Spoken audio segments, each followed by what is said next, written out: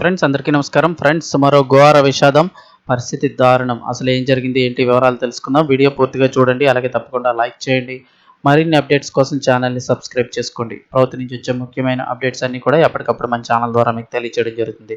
అలాగే వీడియోని ఒక లైక్ చేస్తే మరింత మందికి సమాచారం చేరుతుంది. ఇంకా వివరాల్లోకి వెళ్ళిపోదాము. మరో ఘోర ప్రమాదం, బాణసంచా యూనిట్లో భారీ పేలుడు, ఇద్దరు మృతి.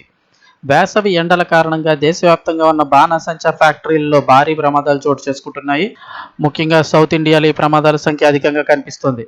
తాజాగా తమిళనాడులోని తేని జిల్లా కంబం పట్టణం కట్టుపల్లి వాసుల వీధిలో ఉన్న ఒక బాణసంచారి తయారీ కేంద్రంలో శనివారం నాడు ఉదయం భారీ పేలుడు సంభవించింది. లక్ష్మీ ఫైర్ వర్క్స్ అనే లైసెన్స్ పొందిన యూనిట్లో ఉదయం 9:30 నుంచి 10 గంటల మధ్య సమయంలో కార్మికులు బాణసంచా తయారీకి అవసరమైన రసాయనాలను కలుపుతుండగా ఈ ప్రమాదం జరిగినట్లుగా సమాచారం అందుతోంది. ఎన్నికల నేపథ్యంలో గత 2 రోజులుగా మూసి ఉన్న ఈ యూనిట్ను ఈ రోజే తిరిగి ప్రారంభించిన కొద్దిసేపటికే ఈ ఘోరం జరగడం స్థానికంగా విషాదాన్ని నింపింది.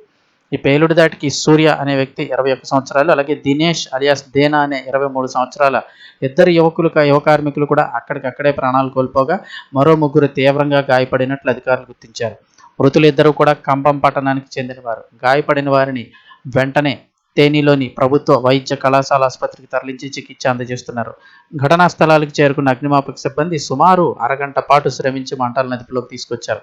ఈ ఘటనపై కంబం నార్త్ పోలీసులు కేసు నమోదు చేసి దర్యాప్తు అయితే ప్రారంభించారు.